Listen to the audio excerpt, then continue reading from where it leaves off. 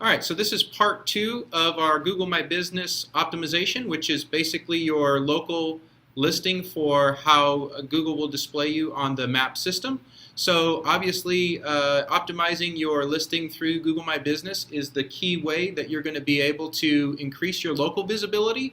And so that's why we spend so much time kind of going through these things, because really these Google My Business listings, a majority of the time, are clients and the people that we look at to find out, how we can improve their local visibility don't have a lot of the basics optimized. So we're going to go through the basics, make sure that you have your best opportunity to show up in front of your competitors when you're searched for on the Google Maps system. So today we're going to go through some of the basics on the main settings that you have available to you through your Google My Business listing. There's about 9 to 12, give or take, based on your category of business, that you're going to have an opportunity to fill in. So what I want to do is take you through like the best way that you can fill in these basic fields that you have, such as the name of the company, the description of your company, your phone number, website address, some real basic stuff. Let's go ahead and just jump into it, and I'll walk you right through it as quick as possible. But again, let's make sure that we kind of just show you over the shoulder look at how to best optimize these. Okay, so here we are at your opening screen where you'll be at when you log into your Google My Business listing and you go to access your listing. You're going to have this sidebar with a couple of options here. For today, we're just going to focus on this info section and again take you through some of the main categories and main things that you can set up and optimize to get your best overall visibility out of your listing right from the time that you set up the listing. So this is the same stuff you can apply if you just set up a Google My Business listing, or if you already have one, use these tips to go through your listing step by step and optimize it to the tips that I'm going to go through and give you here. So the first thing is you have your company name right here. This field, business name, should be the exact company name. So you're not going to necessarily want to try to stuff in city or state keywords here. You want this to match the exact name that you have on your website for your company, and then all the different citations that you might have, such as Yellow Pages, Yelp, all the different directories that associate your company and propagate a listing for you. They need to match the company name so that Google knows that this in fact is the name of the company based on what they're crawling from other websites and citations. So here's the next part, and this is probably the most important part of your Google My Business listing, is the categories. So here we're going to have two options: a primary category that you're going to be able to select from, and then additional categories. So the primary category needs to be the main thing that you basically do. So if you're a roofer, it needs to be roofing contractor, not like gutter repair or something like that. You want it to be the main service that you provide. And so one of the ways that you're going to find this out as to figuring out the best primary categories, there's many to choose from. So you want to find the best, most optimal category to select and to put in here. So what you're going to want to do, let me show you a quick trick to selecting this. Go ahead and just go over to Google and type in your main company keyword or whatever you would normally want to rank for. So right now we're a roofing company, so let's say roofing in Phoenix. Okay. So now what I'm going to do is I'm going to go check on a lot of the competitors and see exactly what they're using for their main keyword or their main category.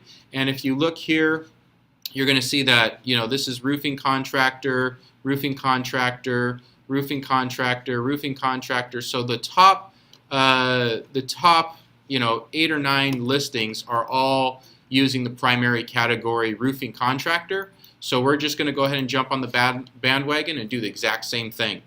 All right, so that's pretty easy for your primary category. Now the additional categories, this is where it gets a little bit tricky, and I'm actually going to create a whole new video. Part 3 of the Google My Business listing will be how to select your additional categories.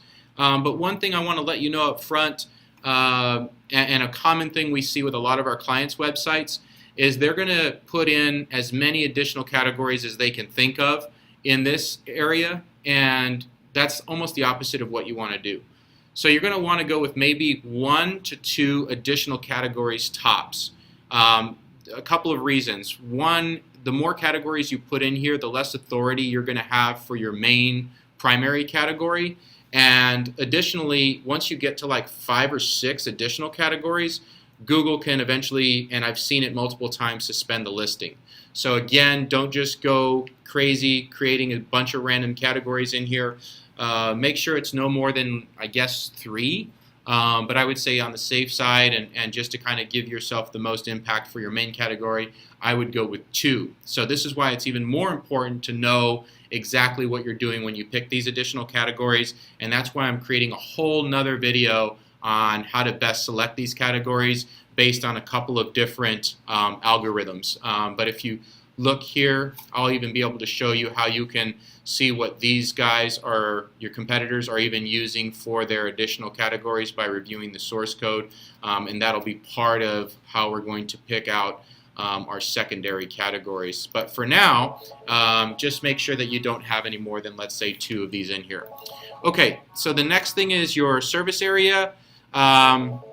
This is basically, you want to make sure that if you don't have a storefront, and let's say you're like a plumber that services customers in their area, and you go to your customers and they don't come to your home or office, then you need to make sure that you select from the fields that you're provided with, and the particular section that I'm thinking of right now is going to be your address. So right here, if you don't have a storefront, you're going to pretty much leave, the street address blank here. You'll include your city and state, but you do not fill in this full street address. If you're in like a residential neighborhood, you would basically just leave that part of it blank and then just fill in your city.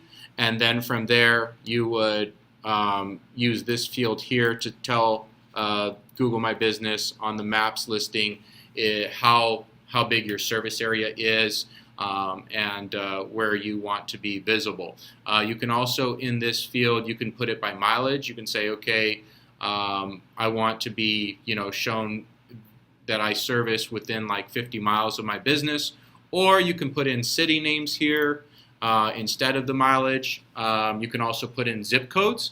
And so zip codes are used typically, let's say if you're next to a different state and you don't want, like let's say you don't have a license to do work in the other state, maybe you're just going to add in zip codes for the cities that you want to be and the areas that you want to be visible for, as opposed to putting like a 50-mile or 100-mile radius or something like that.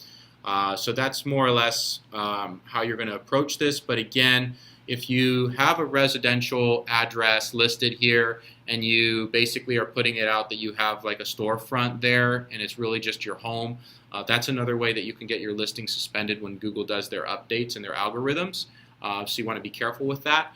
But again, if you do have a storefront, you do want to make sure that this address here matches the storefront address exactly as you have it listed on your website and as you have it listed across other citations across the web, again, such as Yellow Pages, Angie's List, Yelp, all these different citations and social media outlet channels. So just make sure that the address, as well as when we get to down below the phone number down here, or actually they moved it, the phone number is right here.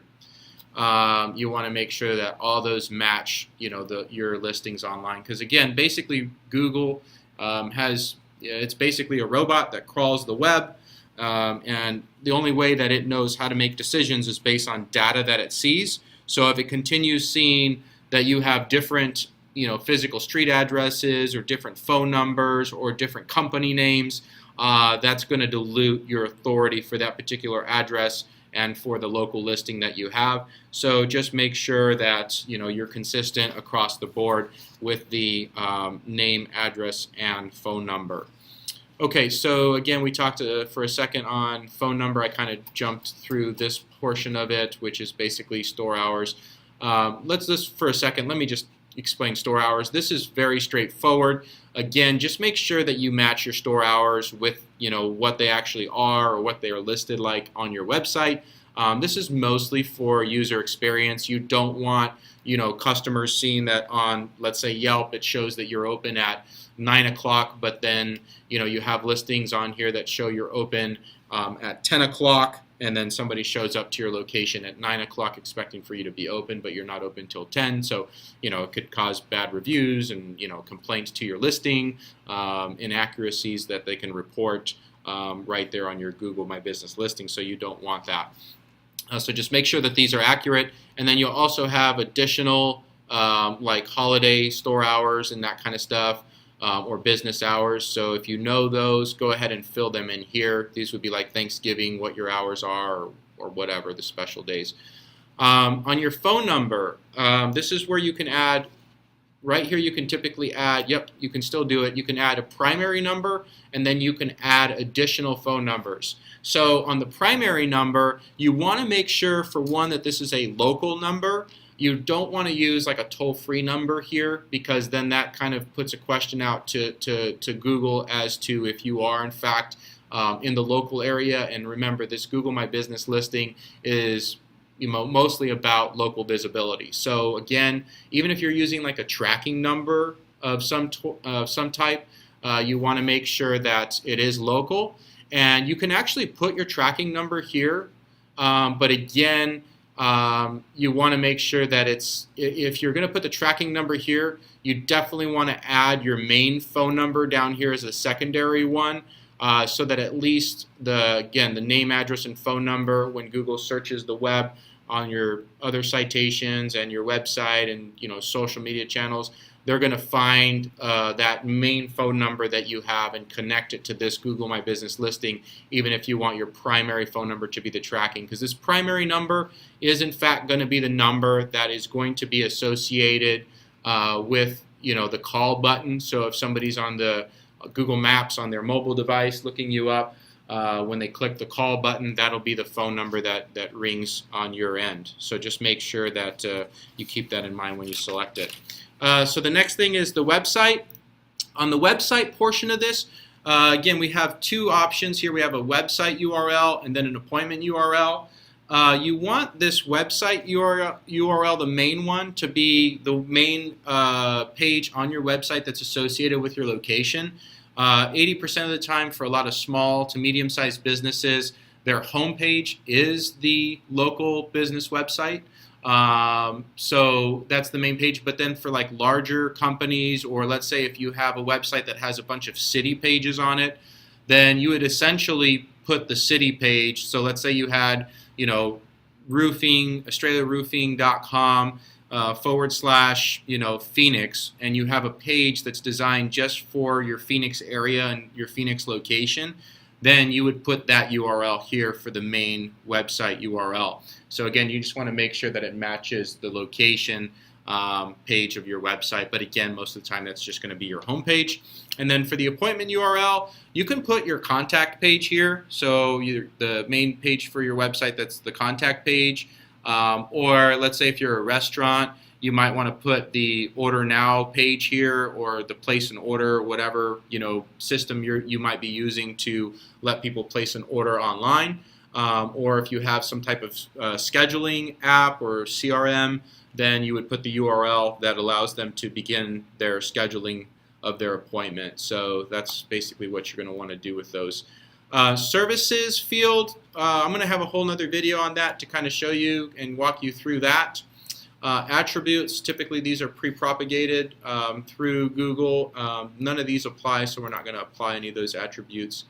And then the description here is another really big factor for how well you're going to optimize your listing and be visible. So in this description, you're allowed about 1,000 characters, I believe. You want to make sure that in this description you're including the company name, you're including a little bit of information about the local area, and that you're including some of your main keywords.